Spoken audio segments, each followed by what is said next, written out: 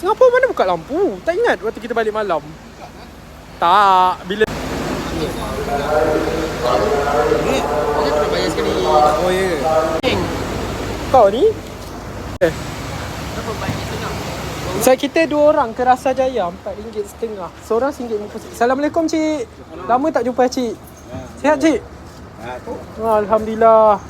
Oh, apa? Okay, jemput.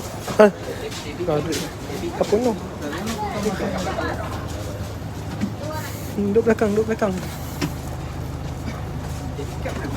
Boleh je dia guna debit card. Abang rasa duit yang kita bagi tu kan, Ha, dia ambil ni kata bagi bebas. disimpan. Dia sepas lagi kan. Ha, disimpan. Sebab RM1.50 takkanlah company nak ambil. So kalau kita naik bas yang automatik, kita tolong dia lah. Ha? Kalau kita naik bas yang automatik, kita tolong dia lah. Tak, pasal company ambil. Tu. Sikit dia. Ya. Ha? Kalau lebih company ambil kan. Apa beza? Singapura pun tak ada. Ha, dia tutup. Kalau kau sejuk, kau tutup lah. Ha, terbuka. Tapi dah patut buka ni. Rasa lah. Kau ni? Tak rasa?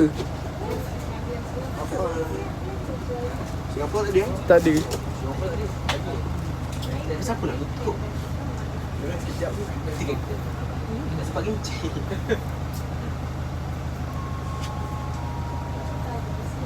Dia kecil. Ya, sebab dia tengok orang yang pergi. Macam Semban dia besar. Sebelah ni besar, Spring Hill. Dia lalu kampung. Basir lalu kampung. Nanti kita pergi Port Dickson naik Basir. Basir sampai PD. Ni. Ha, ni sampai PD tu. Sampai Port Dickson. Dia lalu mana? Lalu rantau Seliau. Yang Raut buat saya cerita tu. Ya. Dia lalu sampai depan rumah korang. Tak percaya. Ya, ni lalu sampai depan rumah korang. Tak tahu aku tak bagi kau naik bawa motor Selays. Bang, kalau saya swipe visa tu, berapa ringgit dia telan? Awak kena cakap dengan dia dulu. Baru dia tap kat dia punya tab. Dia nanti dia bagi tahu berapa. RM1.50 lah, sama lah. Oh. Awak kena bagi tahu dulu mana destinasi awak sediakan kat. Tapi saya malas, saya tak menyusahkan Cik.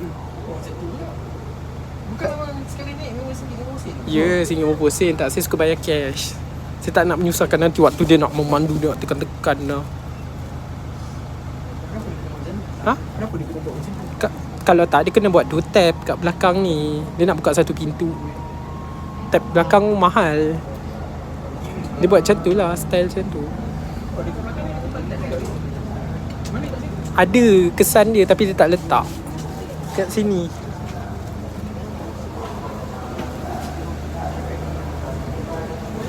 Ada lubang bayar dia.